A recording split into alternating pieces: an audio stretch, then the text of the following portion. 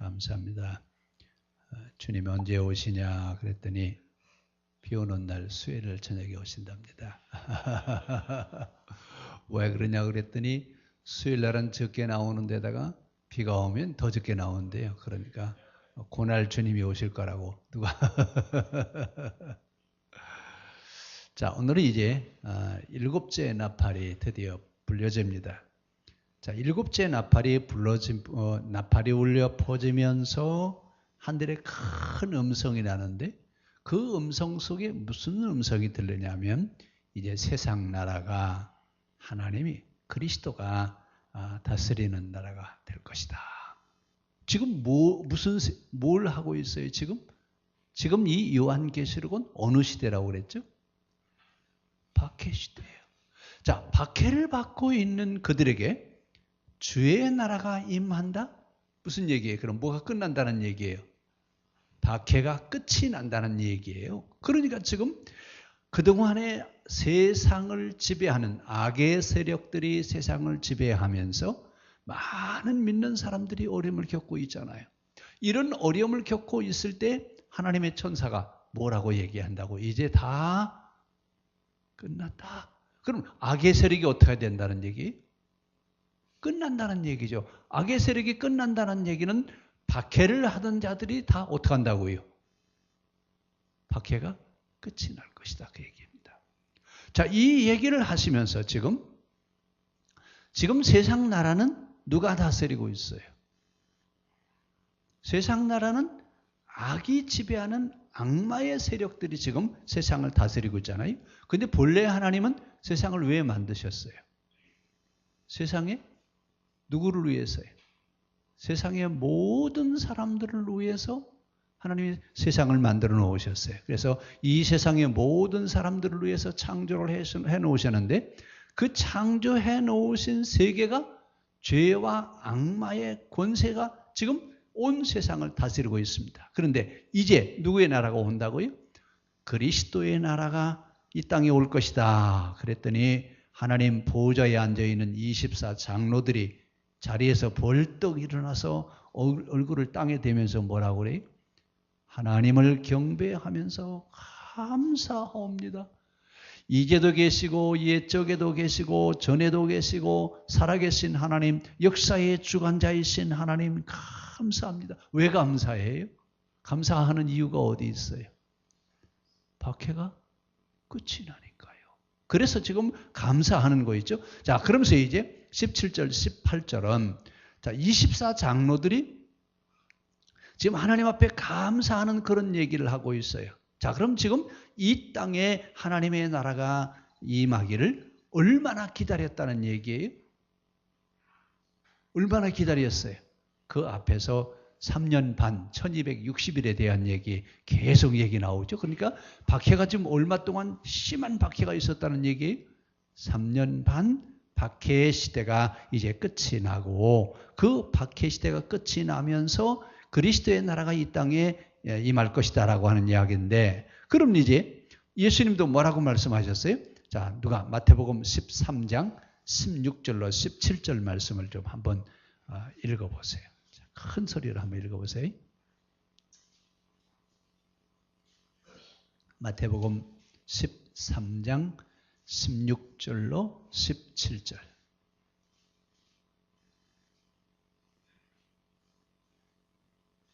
그러나 너의 눈은 봄으로 너의 귀는 들음으로 복이 있도다. 내가 진실로 너희에게 이르노니 많은 선지자와 의인이 너희가 보는 것들을 보고자 하여도 보지 못하였고 너희가 듣는 것들을 듣고자 하여도 듣지 못하였느니라. 아멘. 자, 예수님이 지금 이야기하는 13장은 비유장이에요. 그렇죠? 비유로 지금 말씀하시는데 뭐라고요? 너희 눈은 봄으로, 너희 귀는 들음으로 복이 있다. 그런데 보고 싶어도 보지 못할 때가 올 것이고 듣고 싶어도 듣지 못하는 때가 올 것이다. 근데 그 때가 이제는 어떻게 한다고요? 지나갈 것이다. 그 말입니다. 자, 그 때가 지나가는 것에 관해서 24 장로들이 18절에 뭐라고 하나 좀 잘 보세요. 이방들이 분노하며 주의 진노가 내려 죽은 자를 심판하시며. 누구를 심판하라고요? 산 자를 심판해요? 죽은 자를 심판해요? 아유, 왜 죽은 자를 왜 심판한대요? 이미 죽은 사람까지 심판해달래요. 왜요? 누구를 지금 심판하란 얘기? 그동안에 기독교인들을 박해했어, 안 했어요? 기독교인들을 박해했는데 그 기독교인들을 박해한 사람들은 죽은 사람이라면 아예 그 죽은 사람을 거기서 끄집어내서라도 어떻게 해달라고요? 아니, 얼마나 지금 힘들면 지금 이런 얘기를 하는 거예요. 대개 여러분, 죽은 사람이면 어떻게 해요? 다 종료하잖아요. 그렇죠? 근데 여기 24장로들은 뭐라 그래요? 죽은 자를 어떻게 해달라고요? 이 말은 심판이 얼마나 힘들었느냐 그 얘기예요. 그렇죠? 자, 그런 심판을 받으시면서 그 다음에 종 선지자들과 성도들과 또 작은 자든지 큰 자든지 주의 이름을 경외하는 자들에게는 뭘 주라고요? 자, 심판을 받을 자와 어떤 사람들이 있어요?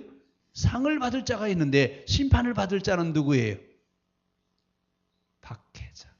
박해자들은 반드시 심판을 할 것이고 박해를 받은 사람들은 누가 상을 주신다고요? 상으로 갚아달래요. 자, 이랬더니 그리고 났더니 19절 이제 아주 중요한 얘기가 나옵니다. 이에 자, 24장로들이 찬양을 하고 경배하면서 화답을 했는데 그리고 났더니 하늘에 있는 하나님의 성전의 문이 어떻게 했어요? 성전이 열어지면서 성전 안에 뭐가 보여요? 여러분이 참 이게 어려워요. 잘 보세요. 자, 하늘이 열리고 하늘의 성전이 열렸더니 성전 안에 뭐가 들어있어요? 언약궤가 지금 하늘의 성전 안에 보이고 번개와 음성들과 우레와 지진과 큰 우박이 있더라. 자, 그러면 이제 지금까지는 이해가 돼요. 그동안 박해를 받으면서 박해당했던 사람들을 하나님 다 심판해 주시고 박해받은 사람들, 박해받고 그 어려움을 감내한 모든 사람들에게는 상을 주십시오. 그랬더니 뭐가 열어져요?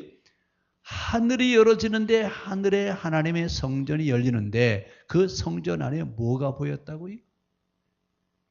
언약궤. 자, 여러분 지금도 어떤 사람들은 언약궤가 어디 있을 것이냐. 지금도 언약궤를 찾고 있는 사람들이 있어요. 자, 여러분 언약궤가 그때 그 언약궤가 중요하지? 중요해요? 하나 중요하지 않습니다. 언약궤 그 궤짝이 왜 중요해요? 궤짝이 중요한 거예요? 그 언약궤 정신이 중요한 것이죠. 언약궤의 의미와 정신이 중요한 것이지 궤짝이 중요한 게 아니에요. 그런데 지금 이 시점에 지금 뭐가 등장해요? 하늘이 열리더니 언약궤가 보였어요. 여기서 언약궤가 보였다라고 하는 말은 이 땅에 율법이 완성되어야 된다는 얘기입니다. 이 땅에 뭐가 완성된다고요? 율법이 완성되어야 되는데 복음이라고 하는 게 뭐냐? 그러면 율법과 선지자의 완성이 복음입니다. 자, 되게 우리가 복음 그러면 뭐라고 그래요? 구속사적인 입장에서 맨날 하는 얘기 있어요. 예수 그리스도의 십자가의 사건이 우리 복음 그러면 뭐부터 설명해요? 예수님의 십자가만 얘기해요. 사실은 복음이라고 하는 것은 율법과 선지자의 완성이에요. 이것이 복음이에요. 복음이라는 말 자체는 기쁜 소식이다 그 얘기예요. 그러니까 뭐가 기쁜 소식이냐? 이 땅에 율법이 완성되어야 된다는 얘기예요. 그러면 이 땅에 율법이 완성되어지는데 그 언약궤 안에는 세 가지가 들어있다고 그랬죠. 뭐 들어있죠? 십계명, 돌판과 또요 만나 먹었던 항아리, 그 다음에 아론의 쌍난, 지팡이 세 가지가 지금 그 언약궤 안에 들어있어요. 그러면 왜 이 시점에서 언약궤를 우리에게 등장시켜 두느냐라고 하는 얘기죠. 자, 이 시점에서는 뭐라고 그래요? 유대인들은 이 언약궤에 대한 얘기를 하면서 뭐냐? 언약궤를 굉장히 신성시하고 있어요. 그러면서 메시아 왕국이 이 땅에 실현될 것인데 성전이 다시 재건이 되면 거기에 언약궤가 다시 회복되어질 것이다. 무슨 얘기를 좀 하는 거예요? 괴짝 신앙이 다시 회복되어지기를 바란대요. 자, 지금 중요한 것은 괴짝이 중요한 것이 아니라 언약궤가 의미하고 있는 정신이 중요한 겁니다. 그러면 이 언약궤 안에는 아까 얘기했죠? 십계명, 만나 먹은 그릇, 그다음에 아론의 쌍난 지팡이, 이 세 가지가 들어있다고 그랬는데, 자, 그러면 이 세 가지가 무엇을 의미하느냐 그 말입니다. 돌판과 항아리와 지팡이가 무엇이냐? 자, 이 십계명은 율법 정신을 함축해 놓은 거예요. 그렇죠? 이것을 풀어놓은 것이 오경입니다. 창세기, 출애굽기, 레위기, 민수기, 신명기서는 모세 그 십계명을 풀어놓은 것이, 이것을 요약하면 뭐가 돼요? 십계명이 된다니까요. 어떻게? 우리 율법서 강의할 때 아주 기가 아프게 들었잖아요. 그래서 성경을 이해할 때 가장 중요한 핵심은 십계명을 이해해야 된다고 얼마나 우리 강조했어요. 그랬죠? 자, 그럼 이제 십계명을 해석하려야 되는데 이 십계명을 해석하려면 지금 우리의 상황으로 해석해야 되죠? 아니에요. 3500년 그 시대로 돌아가야 됩니다. 3500년 그 시대로 돌아가서 이 십계명은 무엇을 얘기하느냐? 사실은 이 십계명은요, 그 시대는 어떤 시대예요? 신들의 시대죠. 그리고 신전들을 어마어마하게 지어놓고 신상을, 대개 신상들을 보면 뭘로 만들어 놨죠? 금으로 그냥 막 다 번쩍번쩍번쩍하게 만들어 놓고 제사도 막 어마어마한 제사를 드리잖아요. 이런 것에 대한 이야기를 얘기합니다. 뭐라고 얘기해요? 신전을 짓지 말아라. 을 만들지 말아라. 제사를 드리지 말아라. 근데 성경은 제사 드리는 얘기가 있어요, 없어요? 있어요, 없어요? 제사의 핵심은 번제와 화목제예요. 번제와 화목제는 신을 위해서 드리는 거예요? 사람을 위해서 드리는 거예요? 사람을 위해서 드리죠. 자, 뭐가 다르죠? 계시 종교와 자연 종교의 차이점입니다. 계시 종교는 신이 누구를 위해서 계시고요? 사람을 위해서 계시고, 자연 종교는요, 사람이 신을 위해서 존재해요. 그래서 신을 위해서 존재하기 때문에 신전을 만들어 놓고 신상을 만들고 제사를 어마어마하게 드립니다. 이것들을 전부 다 어떻게 하라고요? 하지 말아라, 그 얘기입니다. 자, 그리고 뭘 만들어 놨어요? 만나 먹은 항아리를 갖다 놨는데 왜 여러분 만나 먹은 항아리를 거기다 갖다 놨을까요? 결국은 밥그릇 갖다 놓은 거예요. 옛날에 광야에서 밥 먹었던 밥그릇 갖다 놓고 밥그릇을 모든 사람들에게 보여주는 거예요. 뭘 말씀하려고 하느냐? 누구나 골고루 똑같이 먹어야 된다. 밥상의 차이가, 빈부 차이가 있어서는 안 된다는 얘기입니다. 그러면서 이 항아리에 대한 이야기, 만나 먹은 이야기는, 만나 항아리는 바로 언약궤 안에 둬야 되는데 왜 언약궤 안에 둬야 되느냐? 하나님을 믿는 자들은 굶주린 사람이 없어야 된다. 이것을 말씀하시려고 해요. 근데 그 당시는 어떤 사회예요? 빈부격차가, 양극화가 엄청나게, 귀족들, 기득권층에 있는 사람들은 아주 지주로 잘 살고 나머지 사람들은요, 아주 빈부격차가 엄청나게 많이 납니다. 그래서 뭐라고 얘기하냐? 이 항아리, 만나 먹었던 그릇을 바라보면서 무슨 생각을 하라고요? 세상의 모든 사람들은 골고루, 빈부격차 없이 골고루 잘 살아야 된다. 진정으로 이렇게 되는 나라가 이 땅에 이루어져야 된다라고 한 얘기입니다. 그 다음에 이제 아론의 쌍난 지팡이는, 아론은 누구를 가리키죠? 제사장이죠.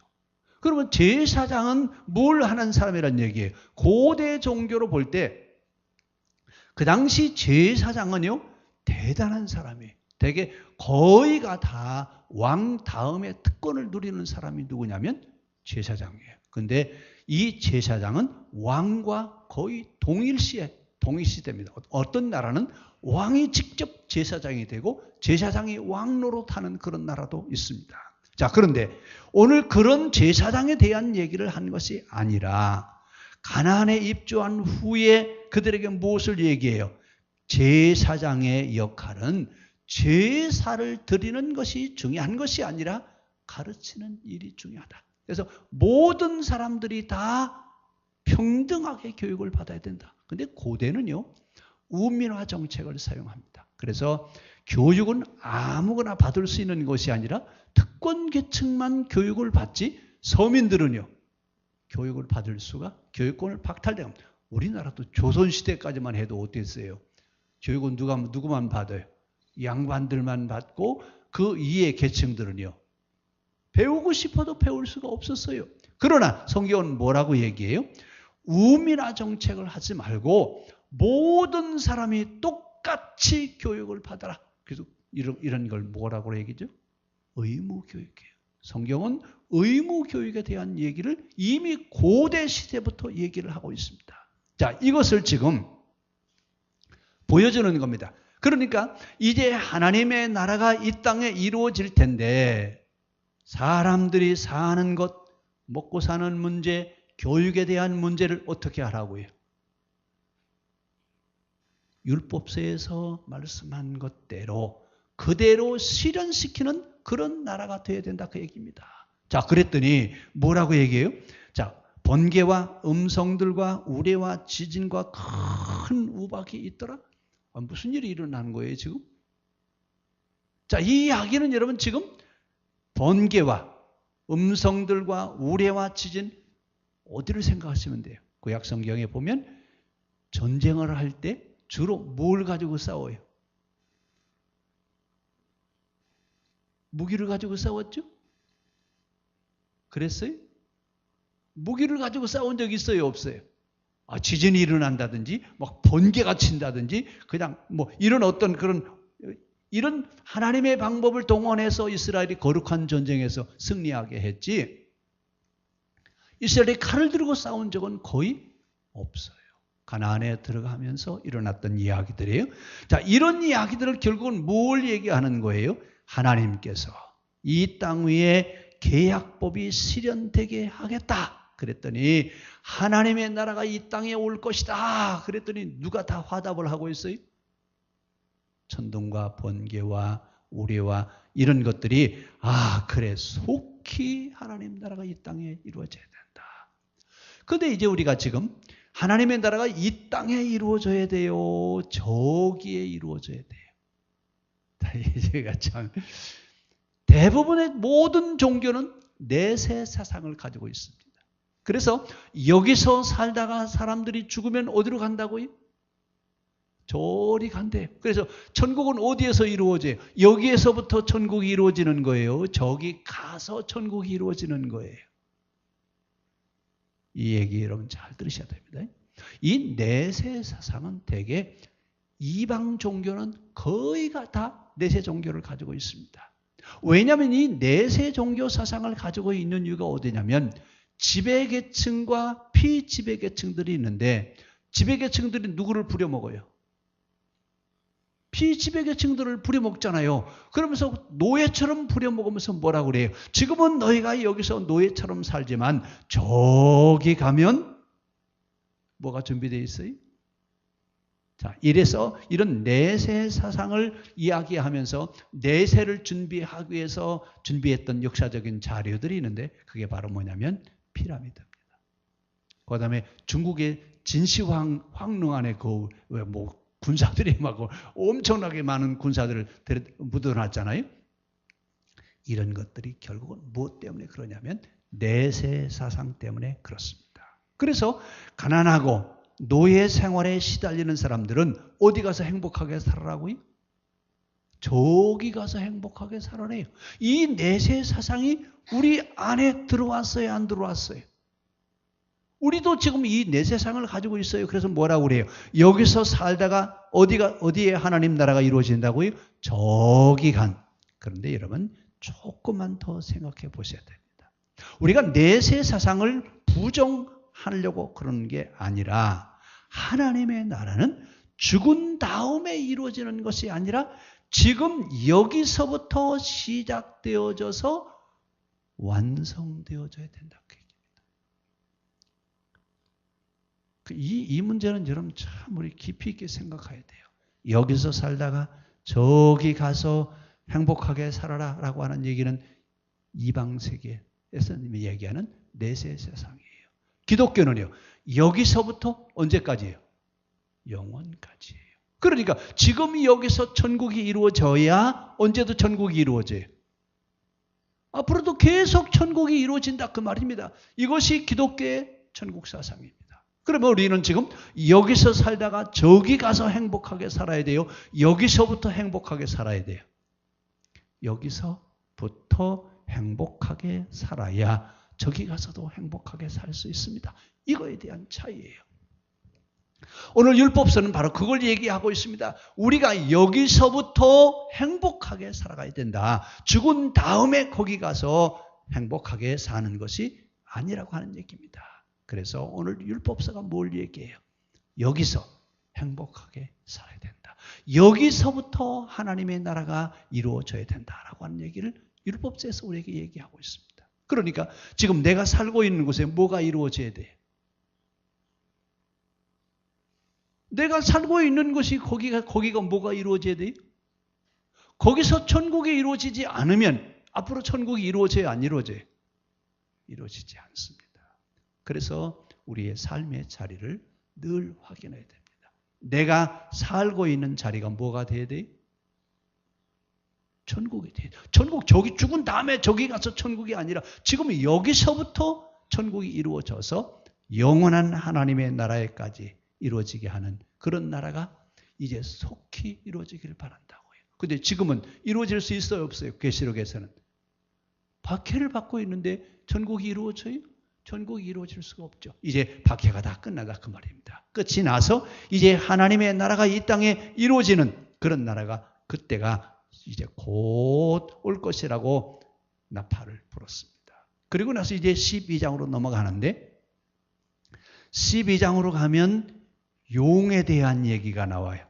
머리가 10개고 뿔이 7개고 어떤 용이 여러분 머리가 10개고 뿔이 7개가 달린 용이 어디 있어요? 이 얘기는 결국은 이제 늘 말씀드리죠. 뭘 얘기한다고요? 상징을 하고 있다라고 하는 것을 염두에 두셔야 됩니다. 이야기는 로마 제국을 염두에 두고 지금 얘기하는 얘기들이에요. 그 얘기들이 이제 다음 주 시간부터 이제 어떻게 하면 이 악한 세력들이 어떻게 하면 물러나갈 수 있을 것인가? 악한 세력들에 대한 심판을 어떻게 하실 것인가? 앞으로 교회가 어떤 과정을 거쳐갈 것인가? 이제 12장부터는 새로운 이제 내용이 전개되어져 갈 겁니다. 오늘 11장까지는 뭐라고 얘기했어요?